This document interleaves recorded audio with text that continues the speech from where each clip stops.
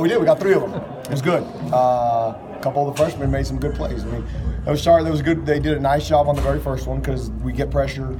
Huntley makes us miss a couple times, and he scrambles around and throws it. And that's one of those balls that, to be honest with you, when that ball was thrown, I flashed back to Michigan State. We had the same thing happen, and the guy catches it for a big-time play. And he should have caught that one. Yeah. We get sometimes, I mean, today was the Sun Devils' day. That ball bounces off his hands, and Ashard intercepts it. Now he was in a good position. He's trying to maintain coverage. He did a pretty good job in coverage for the most part of the day. Should have had another pick on the cover 2 at the end of the half, which we learned from last week. That's good. But big-time players make big-time plays when you need them to, and they're starting to understand their role and how to do things. When Moss is getting a lot of yards at a clip in the first half, what are you saying? What are you trying to? Was not surprised by that. Yeah. I told them early for them to understand the physicality that this was going to take. They needed to. I mean, the game speed. You can't replicate that in practice. It's impossible. When we run the stunts we're running in practice, it looked more like the second half because the scout team. It's just. The difference is we're in the backfield every play, so they're not reacting the same. So it took a little bit of time. There was about 6 minutes in the second quarter left when they started to finally realize, okay, this is how we need to do these stunts. On their first touchdown drives, we run a couple stunts that the ball should have been stoned in the backfield. We either run around a block the wrong way, or we get penetration and we're not doing our job. And so we talked them over the sideline. I knew it was going to be that way early. I was just hoping that we could hold off the onslaught and keep the game close and have a chance, because I knew eventually we would get into some stuff that they weren't going to be able to protect. We were going to be able to give them some numbers. We were going to be able to do some stuff that they had not seen all year, and our guys executed. And so it was good. You've talked a lot about kind of having your guys play better in those last 2 minutes and not letting that last drive. How pleased were you this time where it is a 3 I was pleased at the end of the first half. I wasn't pleased at the end of the game. Yeah. Now, we had a couple guys that we had a little bit of a substitution deal that I actually asked Coach Edwards to call timeout, which is against all rules. You don't call timeout when they're going 2 minutes, but we needed to settle down. We had some young kids. And then we stopped them and get an interception. I mean, we went out there, and I don't know if we relaxed. I don't know. I mean, we talked about on the sideline, you got a chance to suffocate somebody. You got just 38-20. Let's finish them off. And we give them a couple big pass plays. Now, it was a couple assignments. We called cover 2.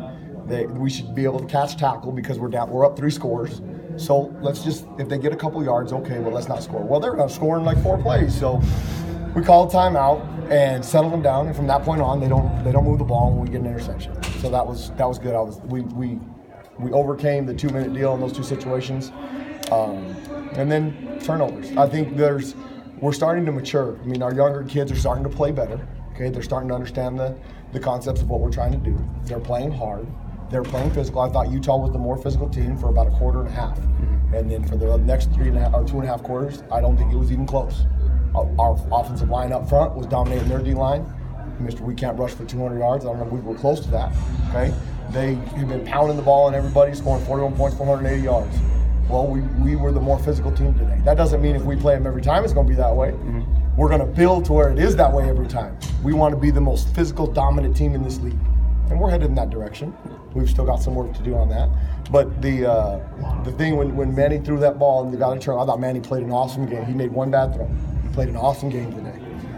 The great thing was, you see about 6 or 7 of our guys on defense run up to Manny, and I think Darian was the first one. Said, hey, man, we got you.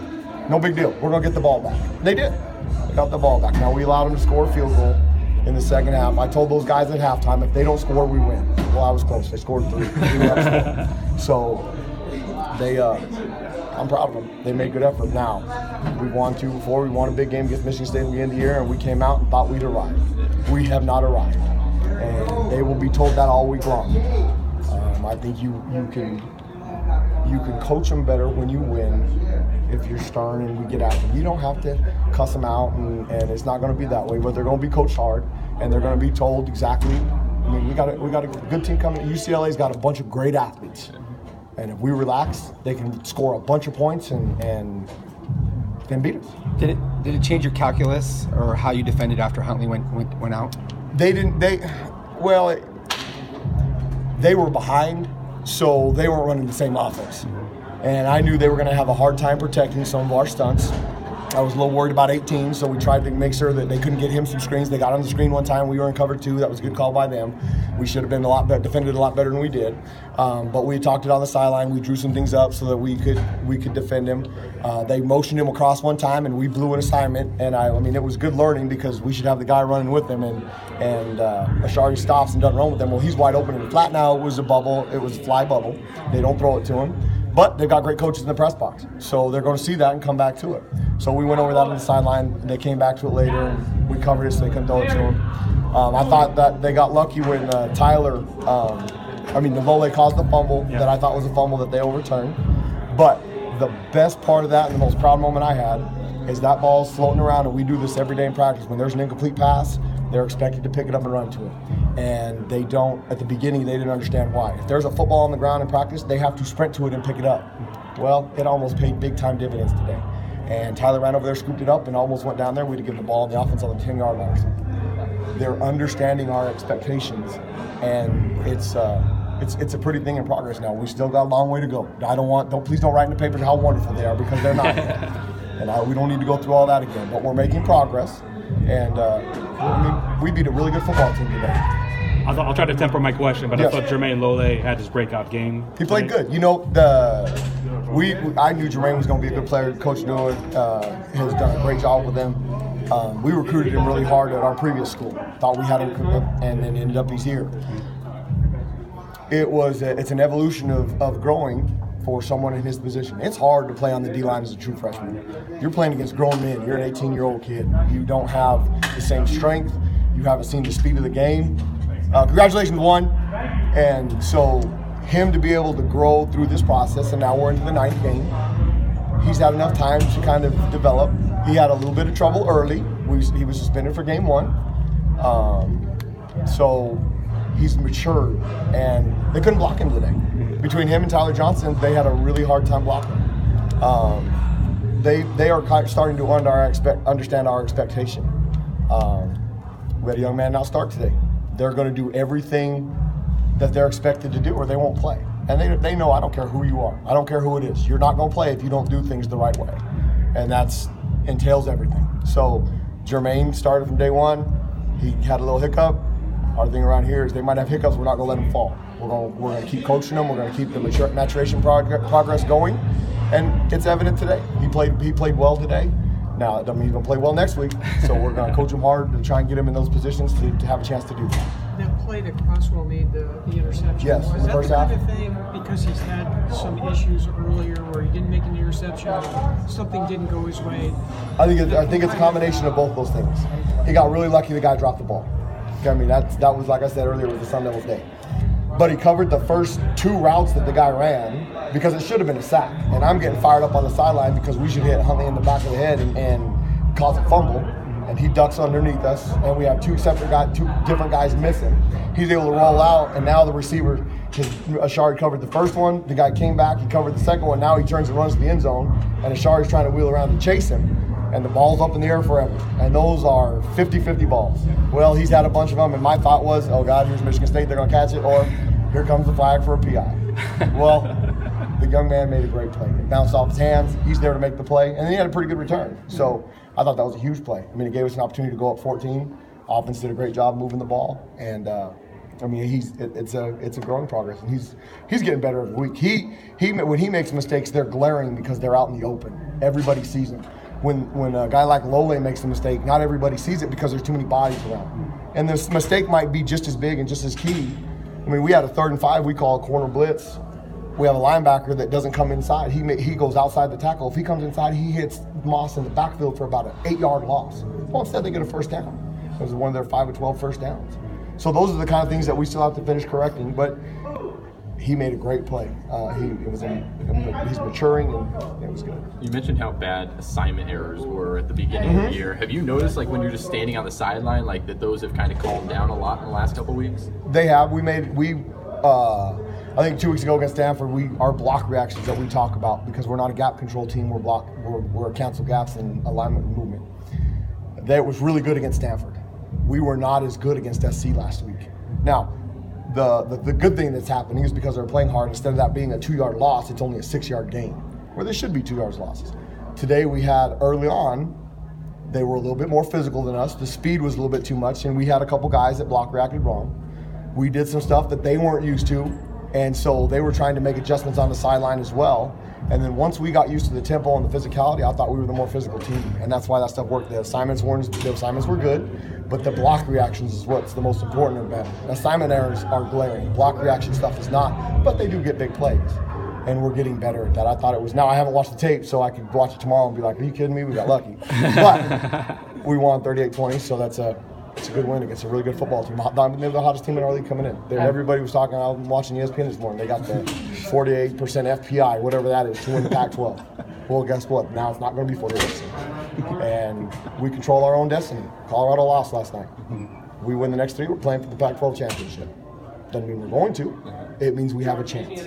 And we got a bunch of good football players in there. We got a good football team that's getting better each week. It's nice to have a chance. One more chase earlier. Yes. Right. Yep. He didn't come out on the first series, and he played the next series, and so he'll learn from it. Yeah. But I don't screw around. I mean, stuff, everything. There's a standard and an expectation, and they're going to do it right. And when you do all that stuff right, it makes you a better football player and a better football team. So, how do you try and relay, I guess, to your team that they're still not that good, but they have a chance to control their own destiny? No, I don't sugarcoat it. I tell them. I tell them where I think we're deficient. I tell them where I think we're good. And like I said, if you don't tell lies, you don't have to remember what you say. So I don't lie to them. I tell them exactly how I feel. I give them my opinion. And what we've got is a bunch of guys that believe in the coaches. They believe in what we're doing.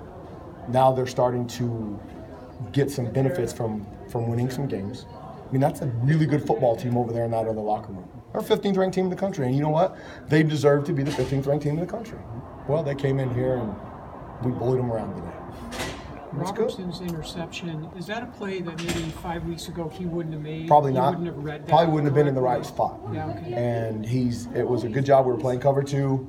We were trying to give them we were trying to outnumber them in the box. Giving them some different looks. We played some cover 2 with 4 under. We played some cover 2 with 2 under. We played some cover 2 today with 1 underneath dropper. That's it. That's unconventional football. But I thought we needed to have some numbers up there to stop the run and take some chances. You can't do it every play, but you can take some calculated risks. I think they threw the ball on one of them and they got about a 6-yard gain because we had one guy underneath in the middle. But the rest of the time, we're tackling them. We're making contact at the line of scrimmage or in the backfield. There's a drastic, I'm telling you, from the 6th 50 minute of the second quarter till the end of the game, there's a drastic change on where the O-line and D-line is. I was hoping it wouldn't take that long, but I knew it was going to be a little bit because we weren't used to the speed. And, I mean, I'm proud of our guys. They played hard. They were the aggressor. They were the more physical football team. And so Robertson, just to bring it back to him, he was able to read what was going on there. Yes. He saw now early on and on the touchdown, we should have been right underneath that. They run those RPOs, which I think, give high school coaches great credit because they invented that RPO junk that makes our lives miserable, and it's impossible to defend because it looks like a running play. Well, it's 3rd and 5. He didn't know the down and distance when I'm talking to him on the sideline. So the next time they run the RPO, he waits. He's patient. He took coaching on the sideline, but players make plays. Coaches don't make plays. Don't give coaches credit. Coaches give them a chance. If you've got good players, they make plays. Merlin Robinson's a really good football player. He played a terrible first half.